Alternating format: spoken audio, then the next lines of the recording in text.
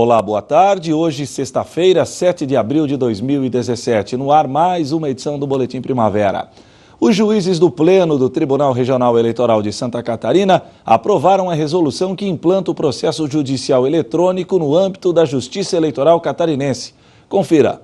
O TRE catarinense lançou na tarde desta quarta-feira um novo sistema para o acompanhamento do trâmite de processos eleitorais, o processo judicial eletrônico. Por meio do novo sistema, será possível acessar informações sem a necessidade de consultar páginas de processos físicos, garantindo maior celeridade, transparência e acessibilidade dos atos processuais. Ele é um sistema que começou do zero.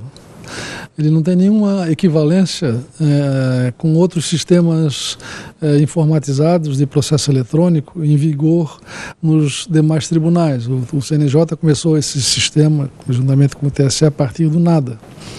E me impressionou bastante aqui na demonstração que foi feita do sistema, as funcionalidades e a intuitividade do sistema. Ele é um sistema que aparentemente é muito moderno, e será de grande utilidade para os advogados que migrem para essa nova cultura. A resistência que habitualmente se tem ao processo eletrônico é em razão do excesso de complexidade do seu manuseio. E esse aqui não, é um sistema intuitivo, tem um ótimo editor de textos e para a Justiça Eleitoral, a importância dele vai se dar principalmente, no meu ponto de vista, nas eleições municipais. Houve um exemplo esse ano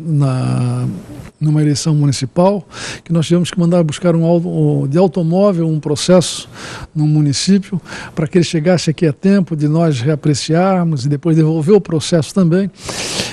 Então, esses inconvenientes com o processo digital vão desaparecer. Ao todo, 22 classes processuais serão contempladas com a implantação do sistema. O processo judicial eletrônico vai reduzir gastos como o uso de papel, acessórios de informática e o tempo dispensado pelos servidores que atuam nas várias fases da tramitação processual. Trabalho repetitivo do servidor de carimbar, que a gente tem os famosos carimbadores, né? Isso o PJ ele já informatiza de uma forma muito simples, agiliza, e a gente tem uma concentração de servidores nos trabalhos inteligentes, né, que é assim de efetivamente gerar a jurisdição de uma forma clara e que resolva os problemas que a sociedade apresenta, né, ao judiciário. A gente tem uma redução significativa de gastos em papel, né? O judiciário, de uma forma geral, gera muito papel, e um dos objetivos do processo eletrônico é de reduzir isso, além, obviamente, da agilidade, né? Durante a fase inicial, que compreenderá o período de 90 dias, o uso do sistema será facultativo. A partir de julho, o PJE se tornará obrigatório e não serão mais aceitos processos autuados em papel na sede do tribunal. Hoje a gente começa os treinamentos internos com os servidores que vão usar diariamente o sistema, né? Para os advogados, especialmente, a gente tem muitos advogados, porque ele é um sistema nacional, tem advogados que já usam o sistema e não vão ter dificuldade nenhuma de trazer esse uso para a Justiça Eleitoral. Para aqueles que não usam, a gente vai estabelecer, a proposta é a gente estabelecer um convênio com a OAB, para que a OAB dê suporte. A gente vai ter aqui uma sessão específica de atendimento a advogados, né? E a gente também vai ter um treinamento, a previsão é de que a partir de maio, no máximo até junho, a gente tem um treinamento para os advogados que queiram usar diretamente o sistema, né? Mas, ainda que não tenha o treinamento, o TSE e o CNJ têm uma documentação ampla sobre o sistema, e nós vamos ter uma sessão aqui para acompanhar o advogado nesses problemas, caso ele venha a ter algum de utilização do sistema. Continua gerando discussões a proposta de terceirização trabalhista feita pelo governo Michel Temer. Nesta semana, o tema ganhou avaliações mais aprofundadas. A comissão especial que trata do tema está na última semana de debates. Nesta quarta-feira, ouviu juristas, advogados trabalhistas e o ex-ministro do Trabalho, Carlos Lupe. Eu penso que o parlamento tem que discutir nessa hora, em que a parte mais frágil da sociedade é o trabalhador, é o aposentado, como garantir os seus direitos. como defender os seus direitos. Este representante da Ordem dos Advogados do Brasil trouxe para discussão a constitucionalidade da reforma. Nós temos algumas dúvidas que estão sendo tratadas tecnicamente pela Ordem, vamos elaborar uma nota técnica para o Conselho nesse sentido.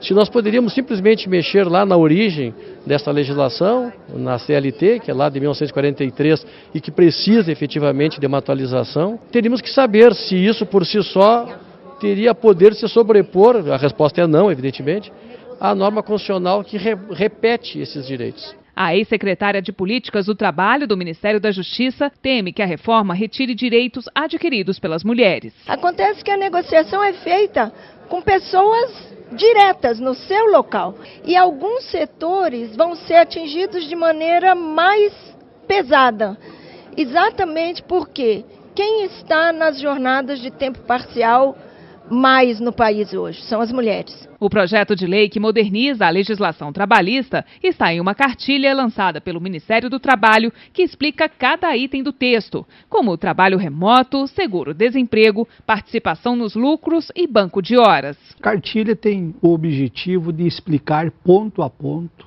da proposta para assegurar ao trabalhador que os seus direitos não serão revogados. A nossa proposta, ela é pró-trabalhador, porque permite ao trabalhador, através das convenções coletivas, escolher a forma mais vantajosa para ele usufruir de seus direitos. Para o ministro Ronaldo Nogueira, o projeto de lei vai dar mais segurança jurídica às convenções e acordos coletivos de trabalho. O principal ponto da reforma trabalhista é fazer valer os acordos coletivos sobre as leis, em 13 pontos específicos, entre eles o plano de cargos e salários e parcelamento das férias anuais em até 3 vezes. O relator do projeto, o deputado Rogério Marinho, do PSDB, abordou outros temas no texto, como o fim da obrigatoriedade da contribuição sindical. Marinho adiantou que pretende apresentar seu parecer sobre a proposta no próximo dia 12. O projeto da reforma trabalhista foi encaminhado ao Congresso pelo governo Michel Temer em dezembro do ano passado. O deputado Rodrigo Maia, presidente da Câmara, disse que quer votá-lo na casa ainda em abril. A argumentação é que o tema tenha sido bastante discutido com os centrais sindicais, federações e entidades patronais. Na prática, o assunto continua dividindo opiniões. Os apoiadores dizem que o projeto de terceirização sancionado pelo presidente Michel Temer na semana passada e a mini-reforma trabalhista que tramita no Congresso vão gerar mais empregos e melhorar a renda do brasileiro. Há 20 anos atrás, quando nasceu a Constituição Federal, precisava assegurar melhor o direito do trabalhador, porque aquele que tem a função de ajudar a assegurar esse direito, a proteger esse direito, a reivindicar esses direitos, que são os sindicatos, eles ainda estavam caminhando, gateando, vamos dizer, estavam nascendo. Hoje não, hoje os sindicatos estão fortes, estão amadurecidos, tem toda uma organização sindical e aí o legislado em cima do convencionado, isso é de extrema importância para poder fortalecer não só as ações do sindicato, mas desburocratizar o Brasil, para que nós geramos mais desenvolvimento econômico e com isso a gente gere mais emprego. De outro lado estão os que afirmam que a reforma trabalhista poderá reduzir o número de trabalhadores com carteira assinada e a queda de contribuintes, o que pode prejudicar o sistema previdenciário. A reforma também teria impacto negativo nas relações de trabalho entre empregado e empregador. Nós sabemos que é um orgulho, o Brasil ter chegado à 7ª economia do mundo, sendo um dos países mais avançados em relação aos direitos trabalhistas. Então, qualquer retrocesso tem que ser avaliado com muito cuidado. Nós temos problemas na economia do nosso país? Temos, mas não é tirando direitos do trabalhador que nós vamos recuperar a nossa economia. O Criciúma se concentra para vencer os seus últimos compromissos no Campeonato Catarinense. Esta é a maneira encontrada pelos comandados do técnico David para manter o Tigre vivo na competição. A situação do Criciúma no segundo turno do estadual está sim complicada. Para ser campeão desta fase da competição e garantir o direito de lutar pelo título geral diante do Avaí, o Carvoeiro irá precisar de uma combinação de resultados mirabolantes. Porém, não adianta esperar pelos outros, é preciso vencer seus próprios compromissos. Temos que fazer a nossa parte, né? Acho que vai ficar ruim se os resultados cooperarem e a gente não fizer a nossa parte. Então a nossa cabeça está voltada só em fazer os pontos que a gente precisa fazer, procurar fazer da nossa casa novamente um caldeirão, a gente conseguir vencer dentro de casa, vencer bem, então a gente está bastante concentrado nisso, de chamar a torcida para o nosso lado, que vai ser muito importante na sequência do ano, então procurar fazer um bom jogo dentro de casa e sair com os 3 pontos, e depois ver o que acontece na tabela. E para conquistar seus objetivos, o tricolor conta muito com a ajuda de Ricardinho, o atleta que não vinha ganhando chances no time de cima, depois que entrou na equipe nos duelos contra o Fluminense pela Copa do Brasil, ganhou a confiança do treinador e não saiu mais.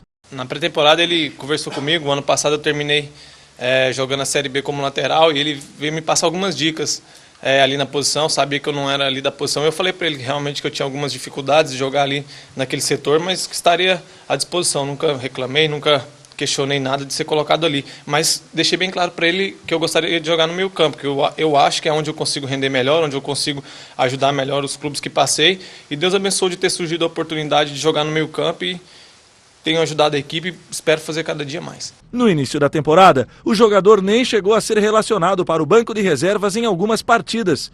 Porém, desânimo é uma palavra que passa longe do dicionário do Ricardinho.